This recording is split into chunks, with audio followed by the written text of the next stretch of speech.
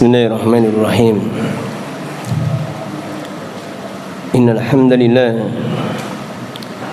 nahmaduhu wa nasta'inuhu wa nastaghfiruh wa natubu ilayhi wa na'udzu billahi min shururi anfusina wa min sayyiati a'malina. Man yahdihillahu fala mudilla lahu wa man yudlilhu fala hadiya lahu.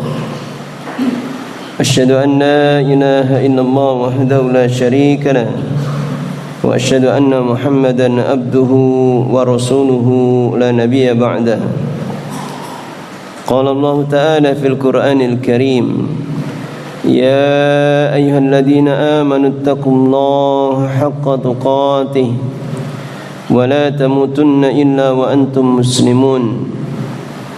يا أيها الناس اتقوا ربكم الذي خلقكم من نفس واحدة وخلق منها زوجها وبث منهما رجالا كثيرا ونساء واتقوا الله الذي تساءلون به والأرحام إن الله كان عليكم رقيبا.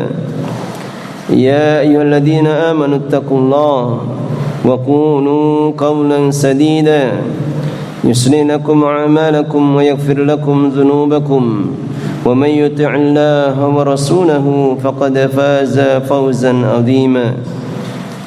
أما بعد فإن أصدق الحديث كتاب الله وخير الهدى هدى محمد صلى الله عليه وسلم وشر الأمور محدثاتها فإن كل محدثة بدعة وكل بدعة ضلالة وكل ضلالة في النار.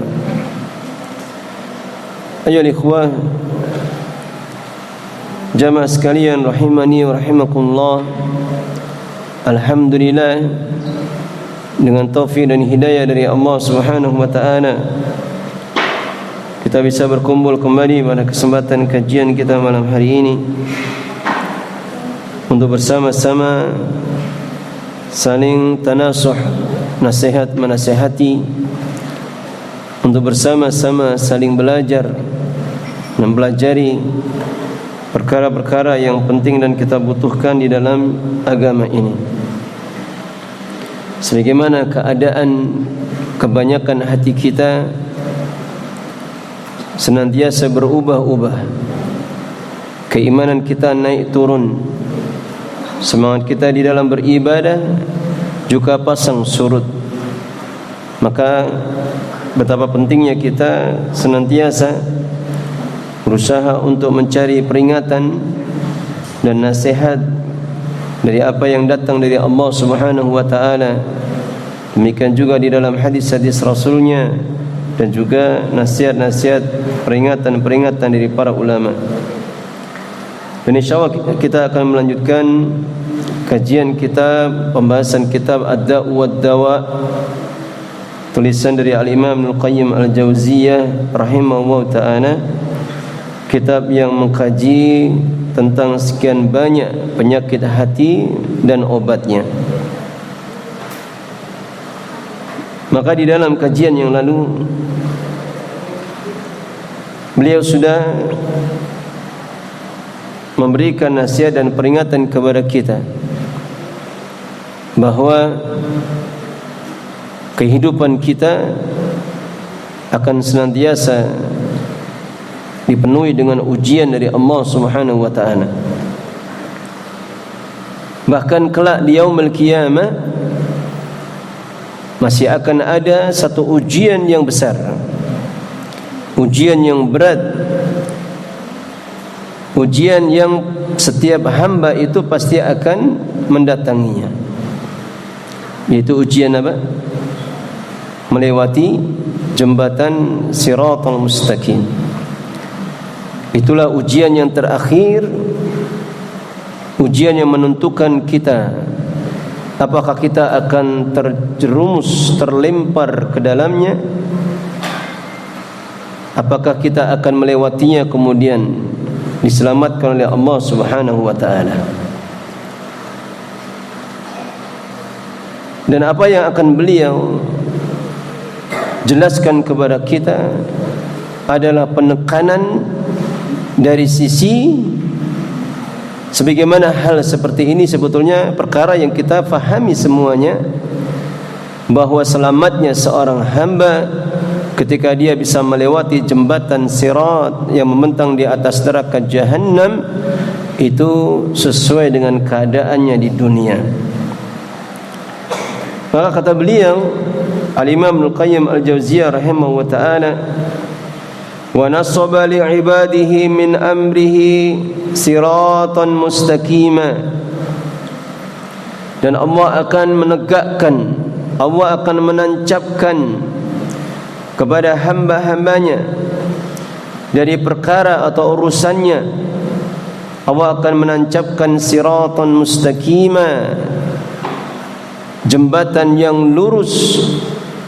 Da'ahum jami'an ilaihi hujjatan minhu adla.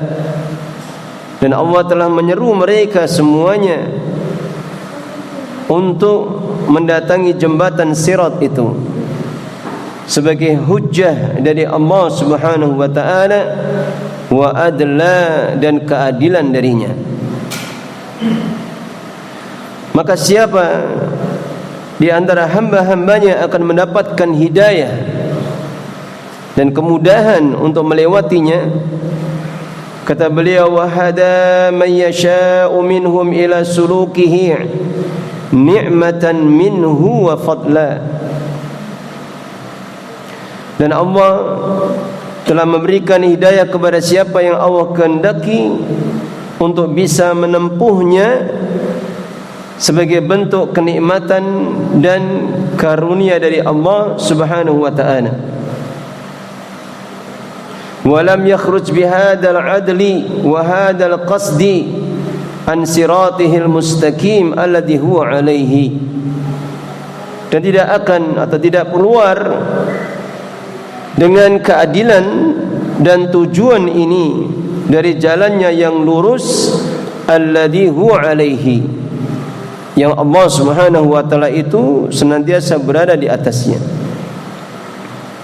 Fa idza kana yauma liqa'ihi, maka jika telah datang hari pertemuan dengan Allah Subhanahu wa ta'ala, nasaba li khalqihi siratan mustaqima yusiluhum ila jannatihi, Maka jika kelak telah datang hari perjumpaan dengan Allah Subhanahu wa taala, Allah menegakkan atau menancapkan untuk makhluk-makhluknya siratan mustaqima, jembatan yang lurus, yusiluhum ila jannatihi, yang akan bisa mengantarkan mereka kepada surganya.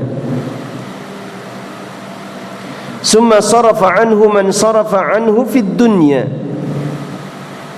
Kemudian Allah pasti akan palingkan dari jembatan yang lurus ini siapa yang berpaling dari Allah Subhanahu wa taala di dunia. Wa aqama alaihi man aqamahu alaihi fid dunya.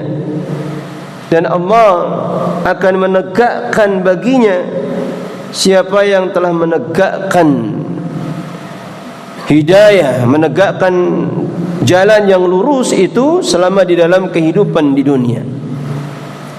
Sebagaimana apa yang telah ditetapkan oleh Allah Subhanahu wa taala disebutkan dalam surah Maryam. Allah Subhanahu wa taala berfirman, "Wa in minkum illa wariduha kana 'ala rabbika hatman maqdiya."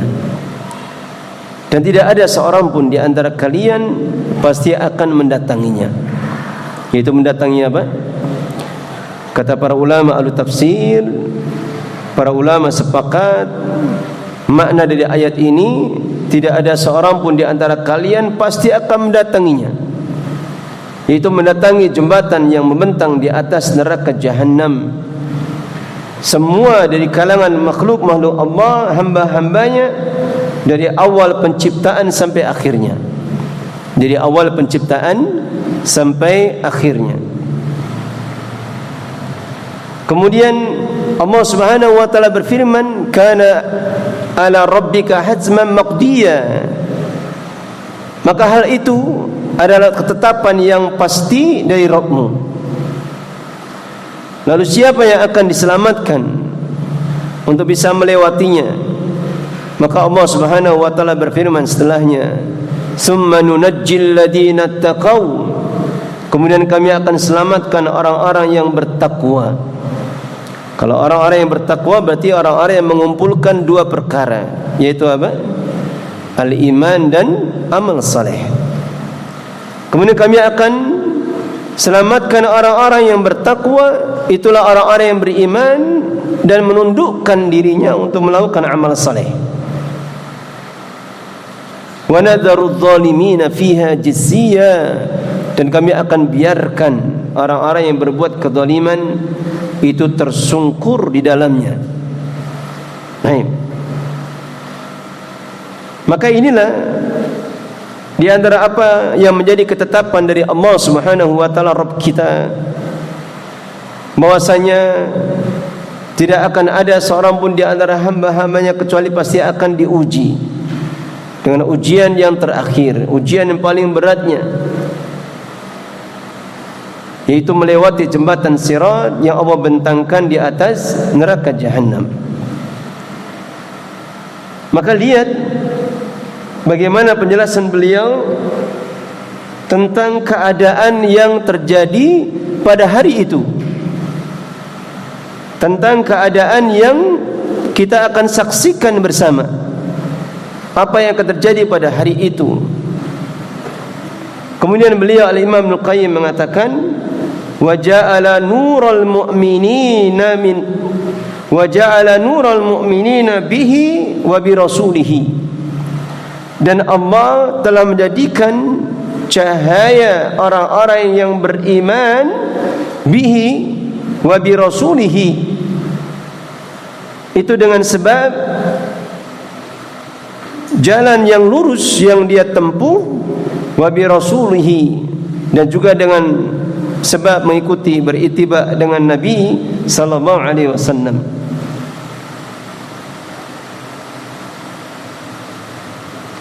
Wa ma jaa bihi alladhi kana fi qulubihim fid dunya nuran zahiran yas'a baina aydihim wa bi aymanihim fi dhulumatil hasyri. dan apa yang telah datang dengannya, yang dahulunya ada di dalam hati-hati mereka ketika di dalam kehidupan dunia itu, nurun dhahira, cahaya yang nampak, yas'a baina aydihim wa bi aymanihim, yang tampak di hadapan mereka dan juga dari arah kanan mereka, fi dhulumatil hasyr, di dalam kegelapan hari, digiring atau dikumpulnya umat manusia. Sebagaimana apa yang telah disebutkan, faedahnya dari hadis yang kita sebutkan, bahwa perkara yang semakin menambah rasa takutnya kita, kengerian kita untuk menghadapi hari itu, bahwasanya Allah Subhanahu wa taala hanya akan memberikan cahaya untuk bisa melewati jalan yang berada di dalam kegelapan itu, sesuai dengan keadaan ketika dia di dunia itu mencari cahaya Allah Subhanahu wa taala. Sehingga orang-orang yang beriman, maka mereka akan mendapatkan cahaya yang terang benderang. Demikian setelahnya orang-orang yang kurang keimanannya, dia akan mendapatkan cahaya sesuai dengan keadaan keimanannya. Sampai-sampai kata Nabi sallallahu alaihi wasallam, adapun orang-orang munafikun, maka mereka mendapatkan cahaya yang sedikit. Bahkan ada seorang munafik itu diberikan cahaya hanya sebesar jempol kakinya saja. Kita di dunia ini saja, kalau berjalan di dalam kegelapan, tidak ada cahaya, bingung setengah mati. Bagaimana ini kalau kita terjerumus ke dalam jurang, terperosok ke dalam lubang, atau kita menabrak pohon? Maka kita membayangkan betapa berat dan mengerikannya ketika di dunia. Maka ini keadaannya jauh lebih mengerikan lagi, karena kita diperintahkan untuk melewati jembatan sirat, yang bagaimana sifat keadaannya itu akan datang setelahnya. Apalagi orang-orang kufar, tentunya Allah tidak akan berikan kepada mereka cahaya sedikit pun.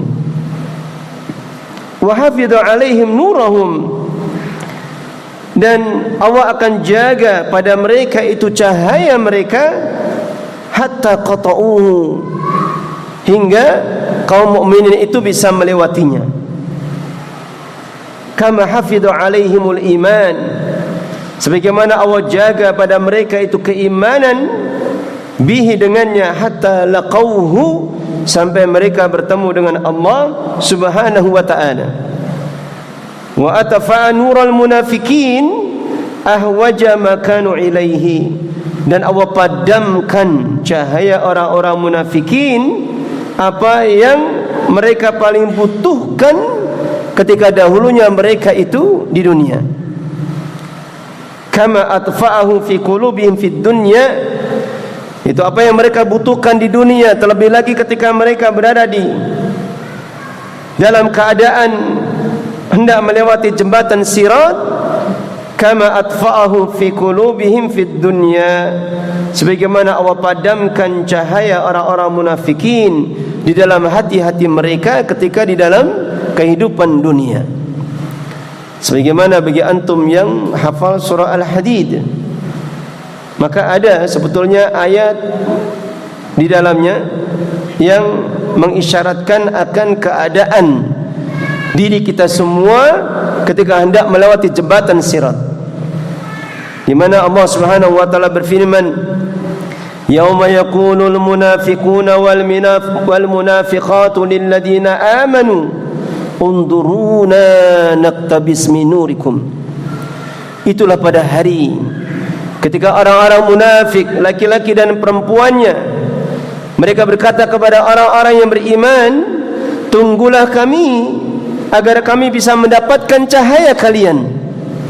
Jadi orang-orang munafik itu akan melihat orang-orang beriman itu di depannya seperti bercahaya, seperti ada lampunya, Sedangkan mereka tidak punya, lalu mereka bergegas mengikuti orang-orang beriman itu. Tunggulah kami agar kami bisa mendapatkan cahaya kalian. Maka orang-orang beriman, sebagaimana perintah Allah Subhanahu wa taala, mereka akan mengatakan kilarji'u wara'ahum faltamisu nura.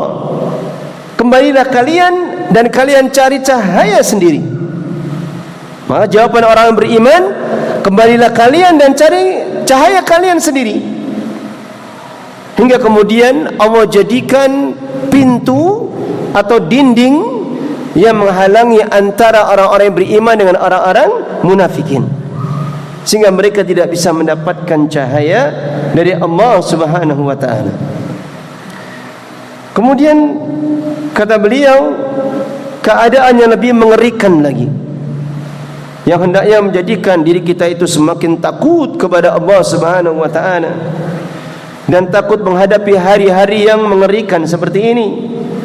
Wa aqama a'malal usati bi janbatay as-sirati kalaliba wa hasaka takhtafuhum kama khatafathum fid dunya 'anil istiqamati 'alaihi. Kata beliau, maka Allah juga menjadikan, Allah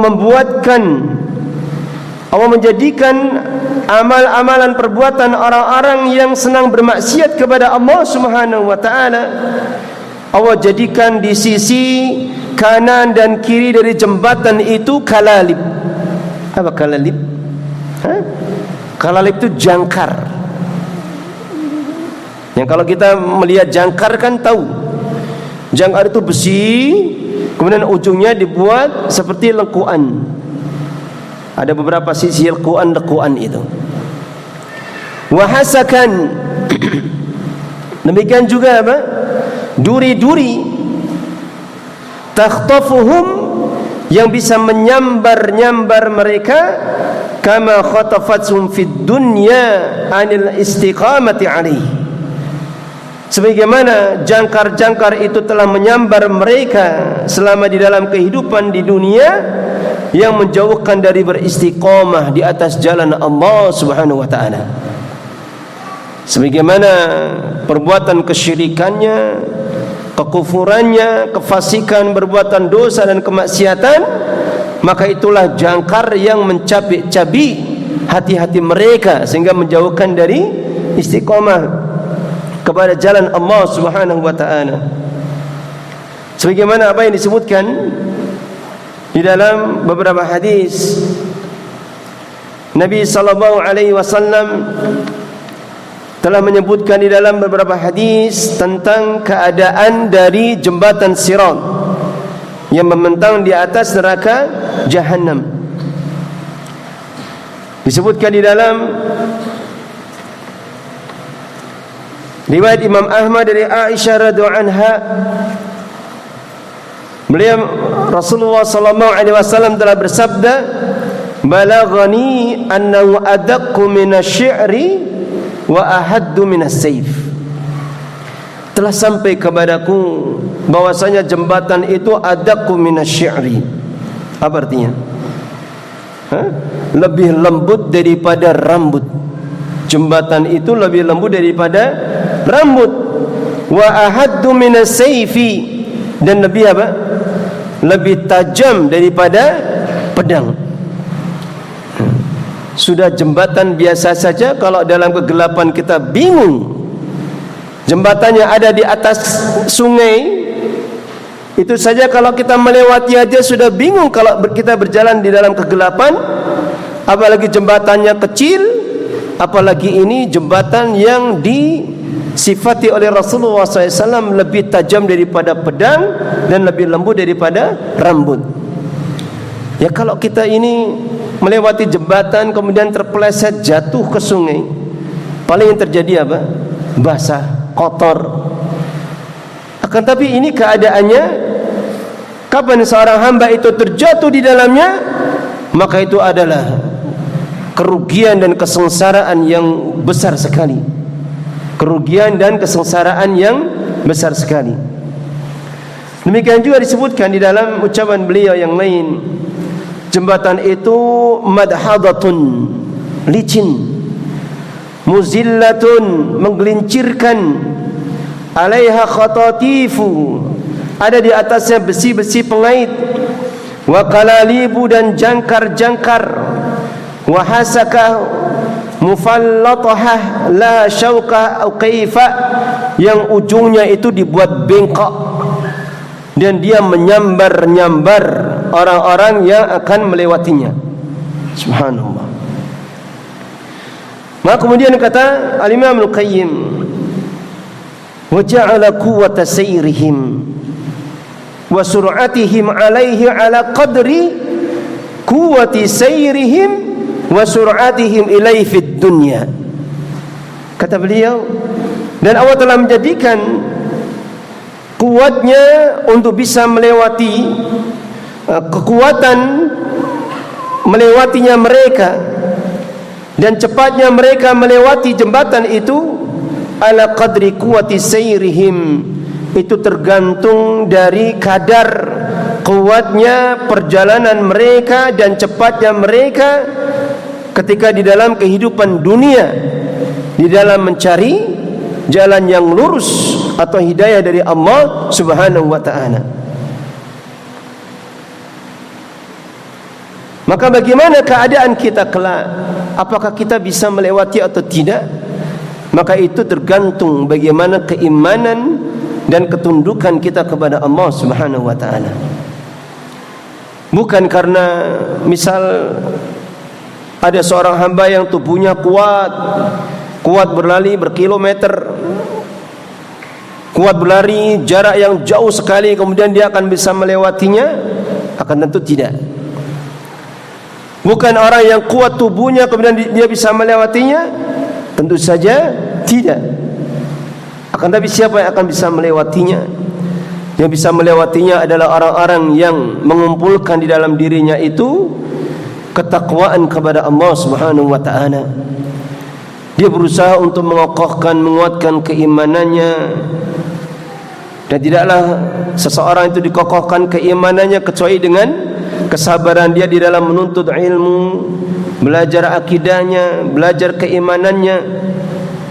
Maka inilah orang-orang yang akan diteguhkan oleh Allah Subhanahu wa ta'ala di dalam usahanya untuk bisa melewati jembatan sirat. Yang disebutkan di dalam beberapa hadis, Nabi sallallahu alaihi wasallam telah bersabda di dalam hadis Abu Sa'id Al-Khudri radhiyallahu anhu, bahwasanya beliau mengatakan, fayamurul mu'minuna katarfil ain, maka orang-orang yang beriman itu ada yang bisa melewatinya seperti sekejap mata saja. Ada orang-orang yang beriman itu bisa melewatinya sekejap mata saja. Kemudian waqal barqi, ada yang bisa melewatinya seperti al-barq. Apa al-barqu? Kilat. Seperti kilat ya. Kalau kita melihat di langit itu kilat seperti itu. Waqar rih, ada yang melewatinya seperti apa? Rih, angin yang berhembus kencang. Waqat toir, ada yang bisa melewati seperti terbangnya burung. Wa ka'ajawidil khail, ada yang bisa melewati seperti kuda yang berlari kencang. Warrukab, ada yang bisa melewati seperti kuda yang berlari biasa, onta yang berjalan biasa. Fanajin musallamun, maka hamba-hamba ini hamba-hamba yang selamat dan diselamatkan oleh Allah Subhanahu wa ta'ala. Wa makhdushun mursalun, kemudian ada yang sempat tergelincir, hampir jatuh, kemudian dia dinaikkan lagi oleh Allah untuk bisa berjalan lagi. Wa maqdusun fi jahannam, dan ini yang kita khawatirkan, ada hamba yang dijungkalkan oleh Allah Subhanahu wa ta'ala. Ini Allah berbicara tentang keadaan siapa? Orang-orang yang beriman. Artinya ada orang-orang yang beriman yang selamat, Akan tapi juga ada orang-orang beriman karena keimanannya itu rendah, lemah, sedikit, dan hawa nafsunya, penyimpangannya itu jauh lebih banyak, maka keadaannya itu kata Nabi, wa maqdusun fi jahannam, dia dicungkalkan kemudian terlempar ke dalam neraka jahannam. Kemudian disebutkan di dalam riwayat Imam Muslim, Nabi SAW bersabda, tajri bihim a'maluhum, maka berlakulah pada mereka itu amal-amal mereka. Maka berlakulah pada mereka itu amal-amal mereka. Artinya cepatnya bisa melewati itu karena cepatnya dia beramal, cepatnya dia itu rujuk kepada kebenaran, bersemangat di dalam mengumpulkan pahala. Maka ini akan menjadikan kemudahan baginya yang datang dari sisi Allah Subhanahu wa taala, sehingga dia bisa melewati jembatan sirat dengan aman. Wa nabiyyukum qa'imun 'alas sirat, dan nabi kalian itu berada di atas jembatan itu. Karena seluruh para nabi nanti akan diberikan kesempatan untuk bisa melewati terlebih dahulu. Semua rasul dan para nabi akan diberikan kesempatan oleh Allah untuk melewati terlebih dahulu semuanya, sehingga mereka ketika sudah melewati, berada di ujung jembatan, kata Nabi, wa nabiyyukum qa'imun 'alas sirat, dan nabi kalian, artinya aku, itu berdiri di atas jembatan sirat itu. Yaqulu, dan nabimu itu akan mengatakan, ya Rabb salim salim.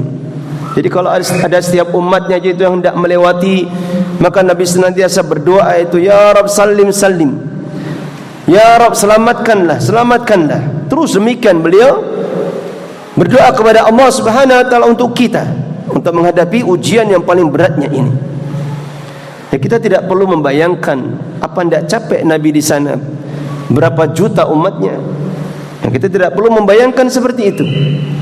Tapi cukup kita mengimani dan memahami bagaimana besarnya kasih sayang beliau, perhatian beliau kepada kita semua.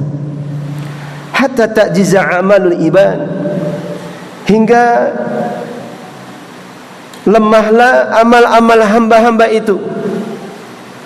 Artinya hingga datang hamba-hamba yang dalam keadaan lemah amalnya.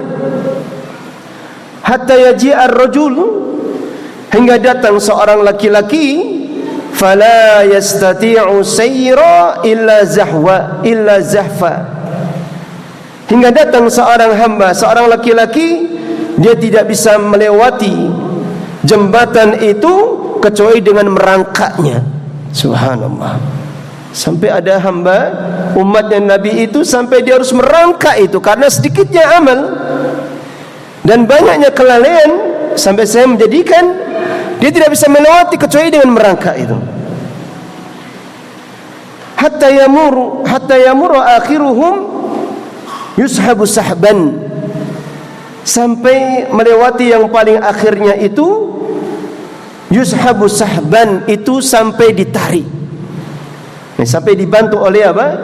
Nabi SAW untuk ditarik. Subhanallah. Kemudian juga disebutkan di dalam hadis yang lain, Nabi SAW telah bersabda, fa akunu anna wa ummati awwala man yujizuha, maka aku dan umatku itu adalah yang pertama kali melewatinya. Jadi para ulama menjelaskan, setelah para nabi dan para rasul, maka umat Rasulullah, umat yang terakhir dan paling banyak jumlahnya, itu diizinkan oleh Allah pertama kali yang bisa melewatinya, mendahului umat-umat yang lain. Wala yatakallamu yawma idzin illa ar-rusul, dan tidak ada yang bisa berbicara pada saat itu kecuali para rasul. Wa du'aur rusuli yawma idzin Allahumma sallim sallim, dan doa seluruh para rasul pada hari itu adalah Allahumma sallim sallim, ya Allah selamatkan, selamatkan. Setiap nabi, setiap rasul, kapan umatnya itu melewati jembatan sirat, maka mereka akan berdoa kepada Allah Subhanahu wa taala agar Allah menyelamatkan mereka. Subhanallah. Kemudian kata beliau, wa nasaba lil mu'minin, dan Allah telah menegakkan atau Allah telah menjadikan, membuat bagi orang-orang yang beriman haudon, itu telaga, yashrabuna minhu biizai syurbihim, yang mereka itu bisa minum dari telaga itu biizai syurbihim, dengan reguan atau minumnya mereka, min syar'ihi fid dunya, itu sesuai dengan bagaimana keadaan ketika dia itu meregu syariat Allah Subhanahu wa taala, meminum syariat Allah Subhanahu wa taala di dalam kehidupan dunia. Jadi Nabi sallallahu alaihi wasallam telah menyebutkan di dalam satu hadis bahwasanya beliau bersabda, inna likulli nabiyyin haudan, sesungguhnya setiap nabi itu memiliki satu telaga, wa innahum la yatabahawna ayyuhum aktsaru waridatan, dan sungguh mereka para nabi itu mereka saling membanggakan siapa di antara mereka yang paling banyak umatnya yang bisa meregu minum dari telaga itu. Wa inilah arju an akuna aktsarahum waridatan, dan aku mengharapkan akulah yang paling banyak umatku yang akan datang ke telaga itu dan meregunya. Sebagaimana apa yang dijelaskan juga di dalam beberapa hadis yang lain, bahwasanya ketika kita semua umat manusia seluruhnya itu dibangkitkan dari kubur-kubur mereka, kemudian dikumpulkan di dalam padang mahsyar, padang yang datar putih seperti adonan tepung, tidak ada yang menghalangi sedikit pun dari gunung, bangunan, pepohonan. Semua hamba dikumpulkan dari awal penciptaan sampai akhirnya, kemudian didekatkan matahari kepada mereka. Sebagaimana hadis yang masyhur, Allah akan dekatkan matahari kepada mereka sejarak 1 mil. 1 mil itu kalau bahasa kita 1 farsakh itu sekitar 1,7 km. Atau mil, sebagian para ulama mengatakan 1 mil itu celak yang dipakai, jarak celak dengan mata kita. Sehingga hamba-hamba Allah itu akan ditenggelamkan dengan panasnya matahari sesuai dengan keadaan amal-amal mereka. Ada yang ditenggelamkan sebatas tumitnya, sebatas betisnya, sebatas lututnya, sebatas perutnya, sebatas dadanya, sebatas hidungnya, bahkan ada yang sampai berenang ke dalam di dalam keringatnya sendiri. Dan itu subhanallah Allah jadikan di dalam satu tempat. Makanya urusan ahwalul yaumil qiyamah, ahwalul akhirah itu tidak akan mungkin kita bisa pahami dengan akal. Bagaimana bisa manusia berkumpul dalam satu tempat, mereka bisa ditenggelamkan dengan keringatnya sendiri dengan keadaan yang sangat berbeda-beda seperti itu. Hingga kemudian ketika mereka sudah kepanasan, kehausan, maka Allah izinkan setiap umat itu akan mendatangi telaganya nabinya masing-masing. Dan telaga Nabi adalah telaga yang paling besar, paling banyak airnya, paling banyak bejana-bejana atau gelas-gelas untuk meminumnya. Hingga kemudian disebutkan di dalam salah satu riwayat, ketika ada serombongan dari sebagian umat yang mengaku umat Nabi SAW itu hendak memasuki haudnya Nabi, maka para malaikat penjaga telaga Nabi kemudian mengusir mereka.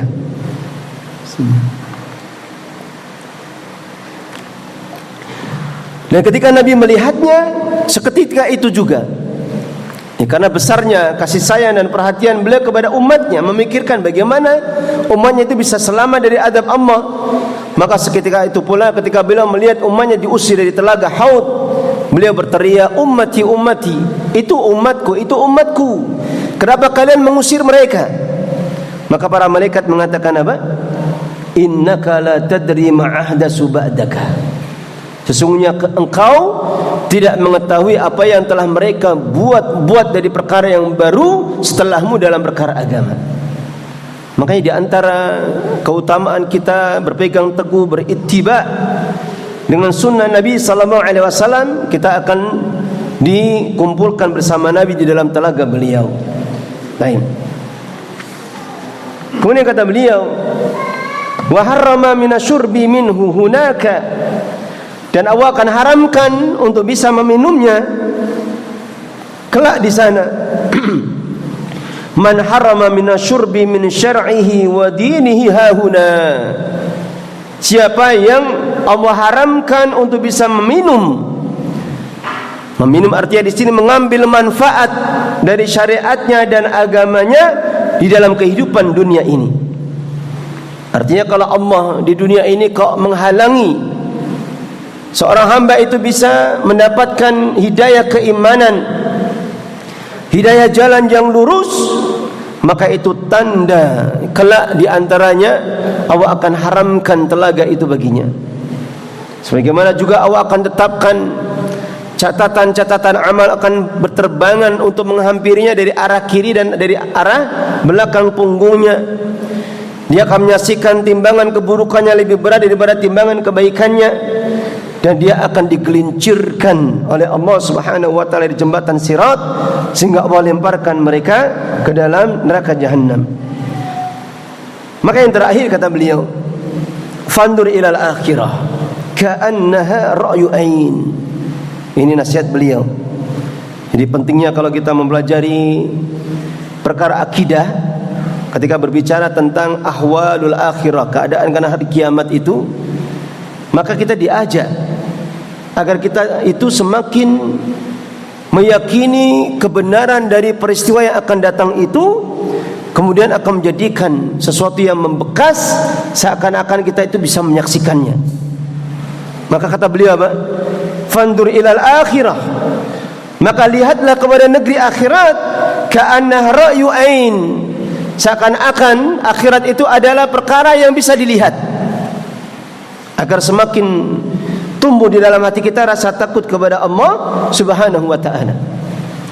Wa ta'ammal, dan perhatikan, bayangkanlah hikmat Allah Subhanahu fi darain, hikmah kebijaksanaan Allah Subhanahu wa ta'ala di dua negeri, itu negeri dunia dan negeri akhirat.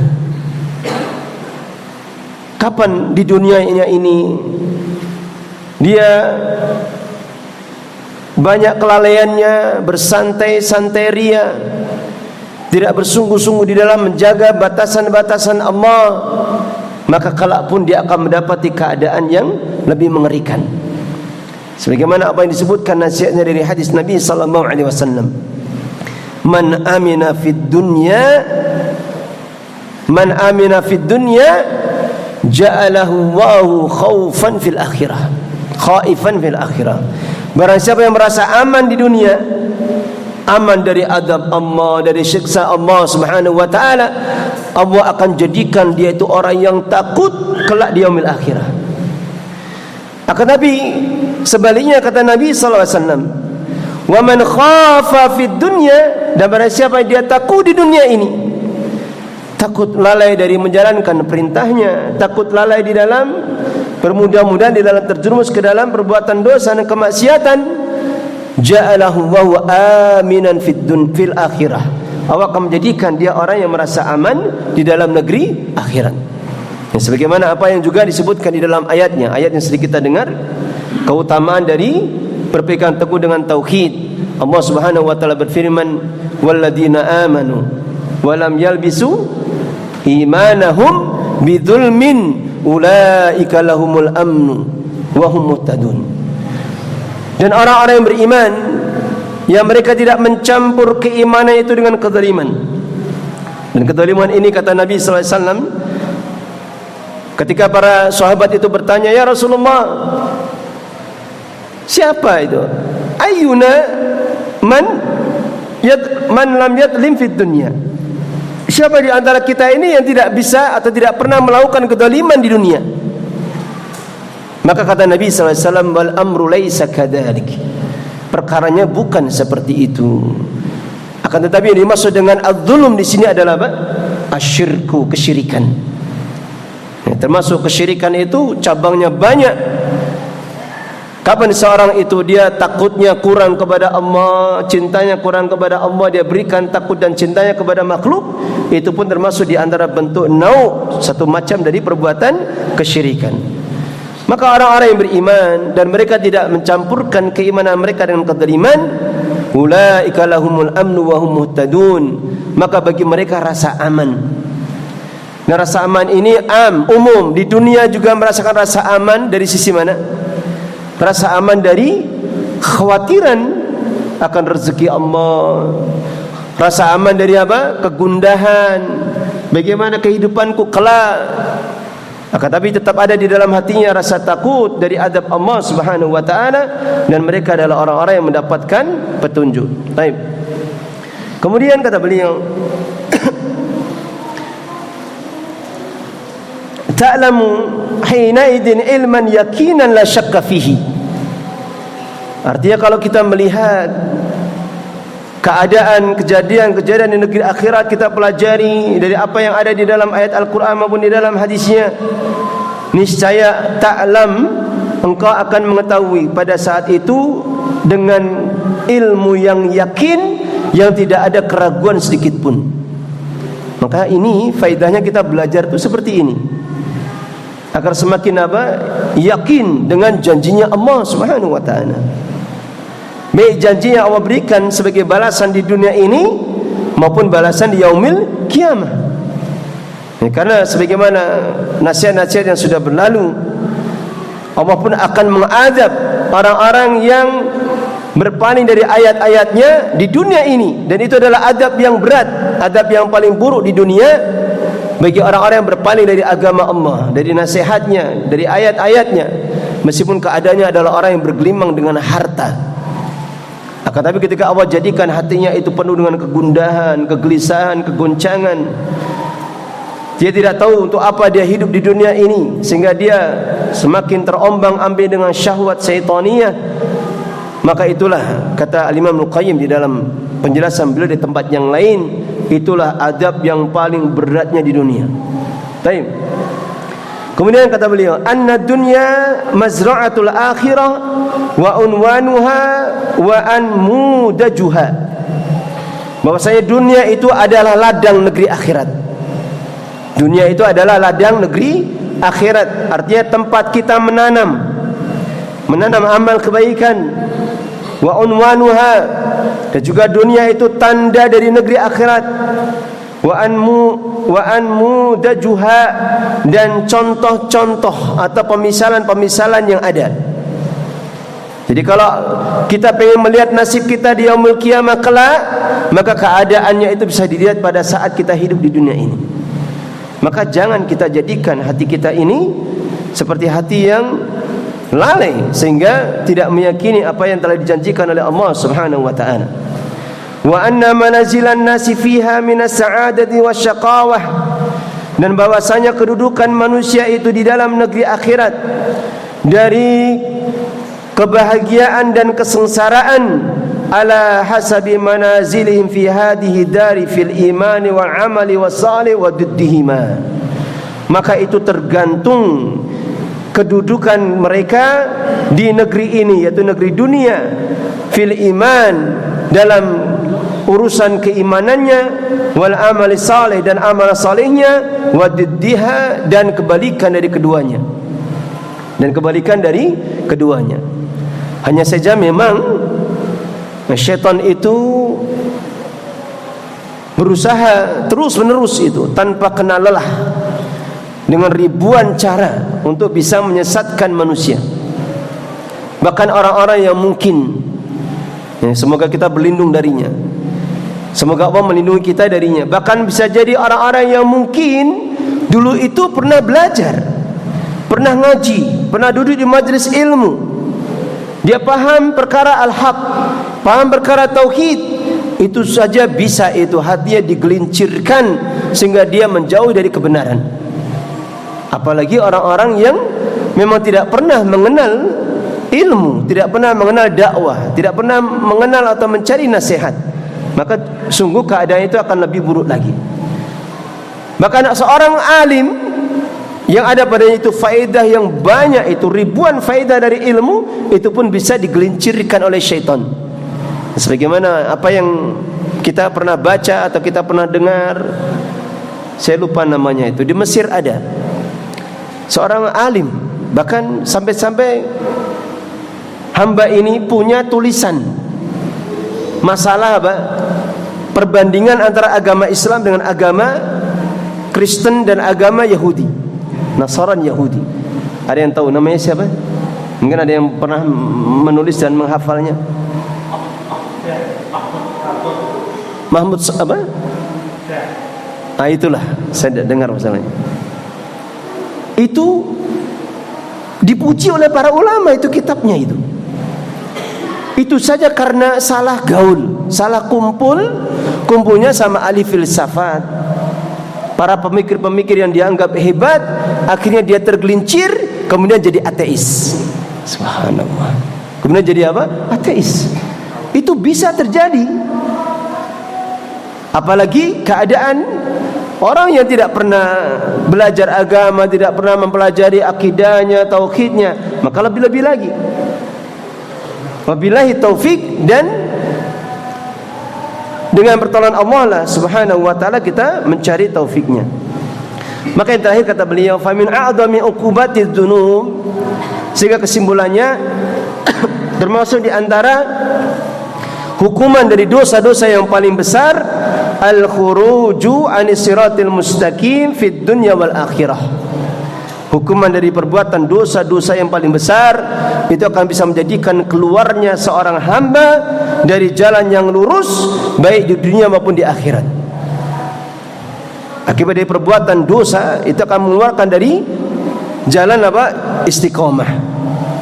Makanya hendaknya kita berhati-hati. Jangan sampai kita merasa lengah, merasa lalai. Kadang yang kita khawatirkan atau kita sayangkan itu ada sebagian ikhwah. Saya katakan sebagian ikhwah karena dahulunya pernah ngaji. Ada sebagian ikhwah itu sampai pernah bicara, dan ini kabar sampai ke kita, ya, ketika istrinya itu mengadukan keadaan suaminya itu, suami saya itu demikian, dan salah satu ucapannya apa?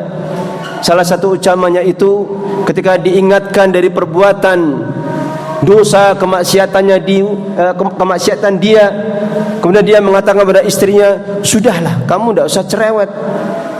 Selama aku bertauhid tidak melakukan kesyirikan, itu sudah bagus. Bayangkan coba. Ini bahaya ucapan seperti ini.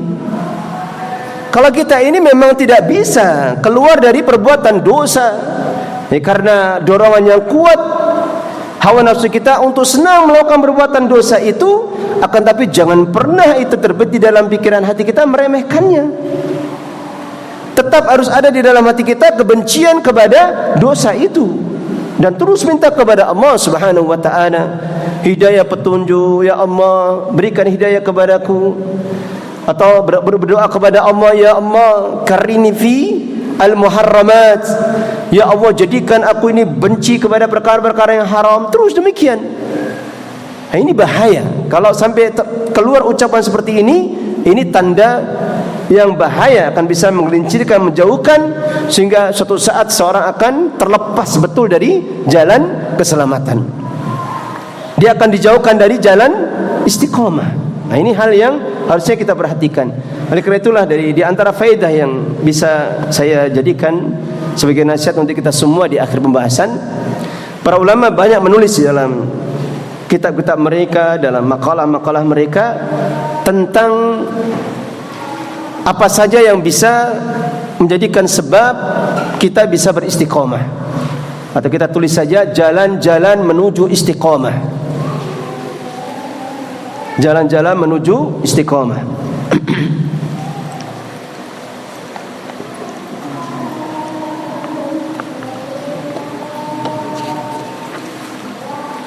Sebelumnya hal yang harus kita pahami, istiqomah itu jalan yang berat. Istiqomah itu jalan yang berat. Bahkan Nabi pun sallallahu alaihi wasallam pernah diperintahkan oleh Allah untuk beristiqomah. dalam surah Hud, saya tidak tahu ayatnya. Ada yang bisa mencarikan? Silahkan. Nanti biar dicatat yang lainnya. Nabi itu pernah diperintahkan untuk beristiqamah. Ada dalam surah Hud, Allah Subhanahu wa taala berfirman, "Fastaqim kama umirta wa man taba ma'aka wa la tadghaw innahu bima ta'maluna basir." Maka beristiqamahlah engkau. Fastaqim itu fi'il amr. Maka beristiqamahlah engkau sebagaimana engkau diperintahkan, dan juga beristiqamahlah orang yang bertaubat bersamamu, wala tadghaw, dan janganlah kalian itu melampaui batas. Janganlah kalian itu apa? Melampaui batas. Innahu bima ta'maluna basir. Sesungguhnya Allah itu Maha melihat dari semua apa yang kalian lakukan. Maka kata Ibnu Abbas radhiyallahu anhuma, beliau mengatakan bahwasanya Rasulullah SAW mengkhabarkan kepada kami, tidak ada ayat yang ada di dalamnya itu perintah yang paling beratnya kecuali apa yang disebutkan dalam ayat ini. Itu di dalam surah Hud ayat berapa? Dalam surah Hud ayat berapa? 112.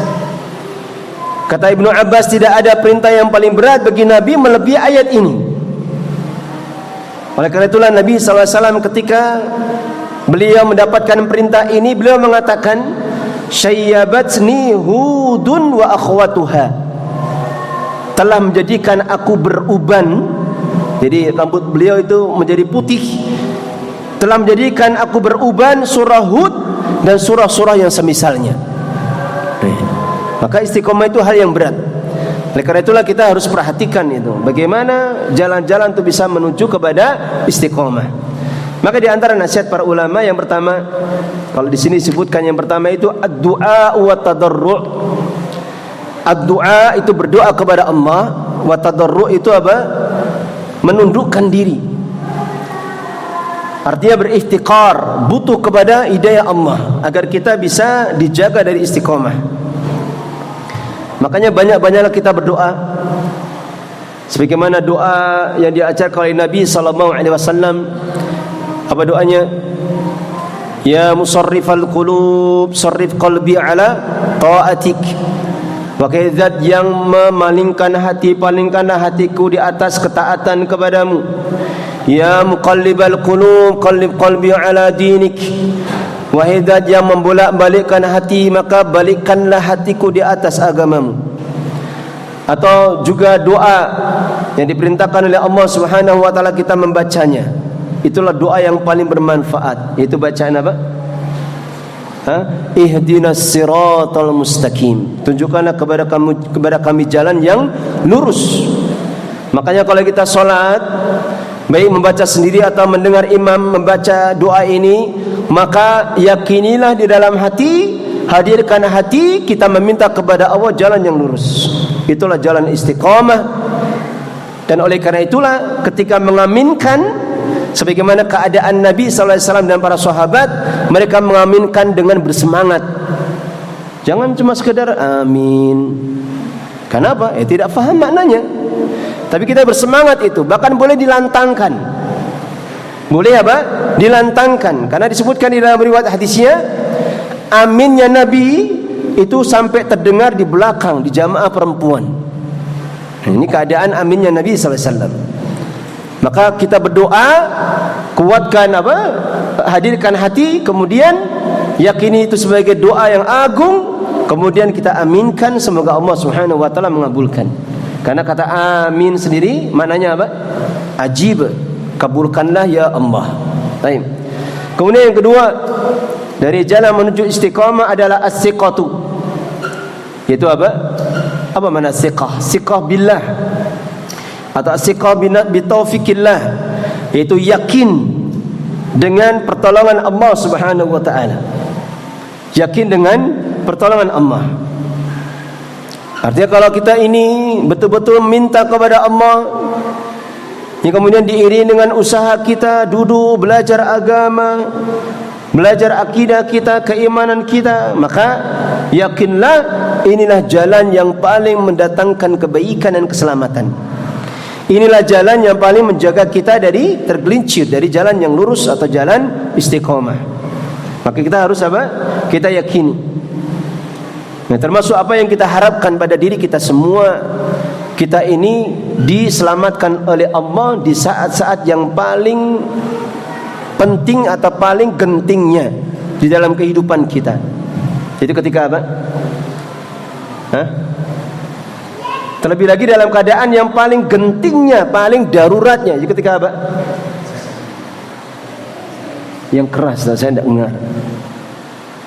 Ketika apa? Sakaratul maut. Dalam keadaan sakaratul maut itu saat yang genting itu. Syaitan akan berdatangan untuk menggelincirkan kita. Jangankan kita, Imam Ahmad saja digelincirkan itu. Hampir saja istilahnya hendak digelincirkan itu. Ketika syaitan meniupkan di dalam hatinya itu, Ans, kamu memang hebat, kamu memang berilmu, kamu orang soleh. Kata Imam Ahmad, dalam keadaan beliau tidak sadarkan diri, beliau mengatakan la, tidak. Ya, sehingga anak-anaknya itu bertanya, ya Abi, kenapa engkau tadi mengatakan la, tidak. Maka Imam Ahmad mengatakan, barusan syaitan mendatangku dan mengatakan demikian itu. Oleh karena itulah kita butuh kepada jalan istiqamah, dan di antara keutamanya apa yang disebutkan di dalam ayat dalam surah apa itu? Asy-Syura ya. Allah Subhanahu wa taala berfirman, innal ladzina qalu rabbuna Allah tsumma istaqamu tatanazzalu alaihimul malaikatu alla takhafu wa la tahzanu wa abshiru bil jannati allati kuntum tu'adun.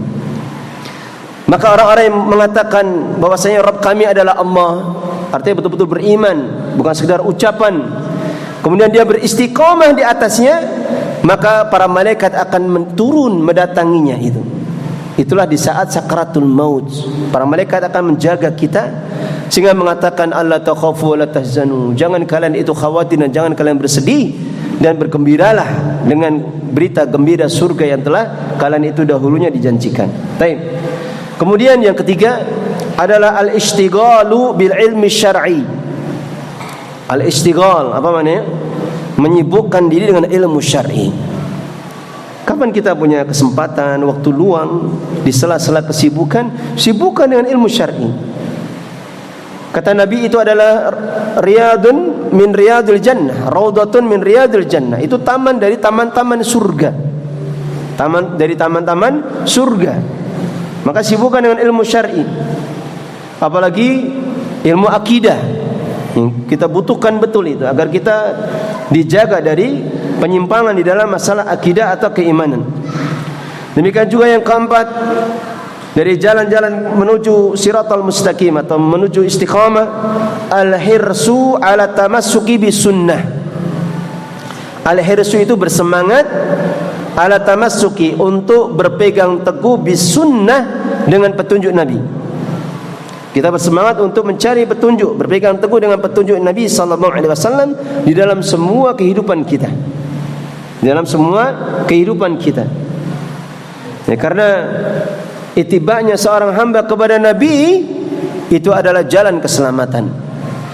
Bahkan di antara keutamaannya, Nabi sallallahu alaihi wasallam pernah mengatakan kepada seorang pemuda yang ketika dia bertanya kepada Nabi, mata sa'ah, mata taqumu sa'ah, kapan datangnya hari kiamat? Maka Nabi mengatakan kepadanya, bertanya balik, mada a'datta lis-sa'ah, apa yang kau telah siapkan untuk hari kiamat? Maka pemuda ini kemudian seakan-akan mengatakan, ya Rasulullah, aku memang tidak bisa beribadah, beramal yang banyak, akan tapi aku siapkan hari kiamat itu dengan hubbuka wa rasulih, dengan mencintai engkau, dengan mencintai Allah, hubbullahi wa rasulih, mencintai Allah dan Rasulnya. Dan cinta kita adalah dengan berittiba kepada Nabi sallallahu alaihi wasallam, yang kemudian Rasulullah SAW mengatakan, anta ma'aman ahbabta, engkau akan bersama dengan siapa yang engkau cintai. Maka Anas bin Malik ketika mendengar ini mengatakan, tidak pernah sejak kami ini masuk Islam, artinya bersama Nabi, tidak pernah mendapatkan kegembiraan yang paling besar melebihi ucapan Nabi sekarang ini, yaitu anta ma'aman ahbabta, engkau akan bersama dengan siapa yang engkau cintai. Kemudian Yang kelima, muraqabatullahi fis sirri wal alan. Muraqabatullah. Apa maknanya? Kalau muraqabah antum tulis muraqabah saja. Tapi maknanya apa muraqabah? Merasa diawasi terus oleh Allah Subhanahu wa taala fis sirri wal alan, di saat tersembunyi atau di saat terang-terangan, di saat sendirian maupun di saat terang-terangan. Ini kita jaga. Ibadah kita yang kita tampakkan itulah apa yang tersembunyi. Dan kalau ibadah yang tersembunyi itu lebih baik, maka itu hal yang paling utamanya. Demikian juga keadaan keburukan kita, apa yang kita tampakkan, dalam keadaan keburukan apa yang kita jaga ketika terang-terangan, itulah juga apa yang kita jaga ketika tersembunyi bersendirian. Kemudian yang keenam, mujahadatun nafs, bermujahadah, bersungguh-sungguh untuk memerangi hawa nafsu, bersungguh-sungguh di dalam memerangi hawa nafsu. Kemudian setelahnya, al-iksaru min tilawatil Quran, membanyakkan untuk membaca Al-Quran. Membacakan di sini tentunya dengan juga mentadaburinya, mentadaburi ayat-ayat Al-Quran. Demikian juga dengan membanyakkan zikir kepada Allah Subhanahu wa taala. Ini banyak sekali tapi saya ringkas saja. Demikian juga di antaranya musahabatul akhyar, mencari teman-teman yang baik saja. Ya, kalau teman-teman yang kurang baik agamanya, seperlunya saja. Urusan dagang, urusan kerja, sudah seperlunya saja. Tapi jangan jadikan sebagai tempat teman kumpul-kumpul, sering berkumpul dengan mereka. Maka seperti ini berbahaya. Ya, karena orang-orang lalai akan menjadikan pengaruh kepada diri kita.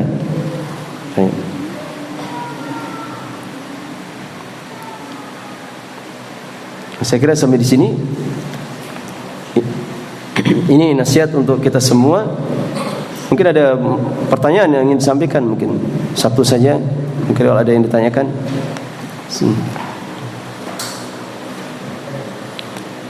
Nah.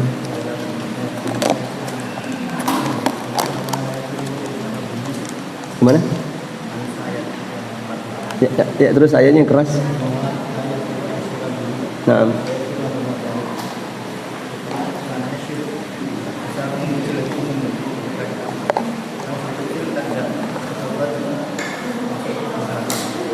Nah,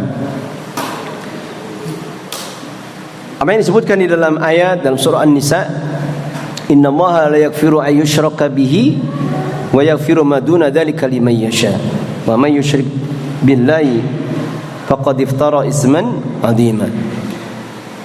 Allah Subhanahu wa taala berfirman, sungguhnya Allah tidak akan mengampuni dosa kesyirikan. Ayusyraka bihi ini an, fi'il dan fa'il itu masdar muawwal. Sehingga kalau dirubah menjadi masdar shalih jadi apa? Innallaha la yaghfiru syirkan bihi. Allah tidak akan mengampuni dosa kesyirikan. Dan syirkan di situ kan apa bentuknya? Nakirah. Nakirah ba'da siyaq, datang setelah konteks apa?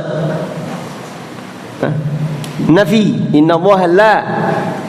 Nakirah jika datang setelah konteks nafi yufidu apa? Al-umum. Sehingga yang rajih sebagaimana dijelaskan oleh Syekh Utsaimin rahimahu wa taala, kesyirikan yang tidak diampuni di dalam ayat ini itu umum, masuk di dalam syirik besar dan syirik kecil. Ada sebagian para ulama mengatakan syirik kecil masih bisa diampuni, tapi yang benar syirik kecil tetap tidak bisa diampuni. Seperti syirik riya. Riya, beramal karena mencari pujian. Kemudian syirik kecil yang lain seperti al-halif bi ghairillah, bersumpah dengan nama selain Allah dan yang lainnya, itu tetap saja tidak diampuni. Lalu bagaimana? Kita dulu kalau beramal atau bahkan mungkin sekarang pun seakan-akan kita sudah selamat. Kita ini kalau beramal sekarang atau dulu pun kadang masih riya. Dan amal kita yang kita riya di dalamnya kan banyak sekali. Terus bagaimana ini? Apakah kemudian nanti Allah tidak akan mengampuni? Nah, maka di sini letaknya pentingnya kita mempelajari akidah, agar kita tahu dalam keadaan seperti ini itu apa yang kita lakukan untuk menyelamatkan diri kita dari kesyirikan riya itu. Maka caranya dengan bagaimana? Agar kita diselamatkan dari dosa riya yang mungkin kita tidak ingat, kemudian kita tidak sempat untuk minta ampun atau beristighfar itu. Caranya dengan apa? Hah? Caranya dengan apa? Nah, kalau tidak ditanya gini kan tidak ingat ya. Dulu pernah ditanya atau dulu pernah disampaikan, sekarang ditanya terus itu. Emang kita belajar memang seperti itu, harus diulang-ulang itu biar membekas. Caranya dengan apa? Minta berdoa, beristighfar, minta ampun terhadap dosa yang sifatnya menyeluruh. Ya, seperti apa yang diajarkan oleh Nabi kita sallallahu alaihi wasallam. Misalkan doa apa? Allahumma ighfir, ya Allah, Allahumma inni astaghfiruka an usyraka bihi.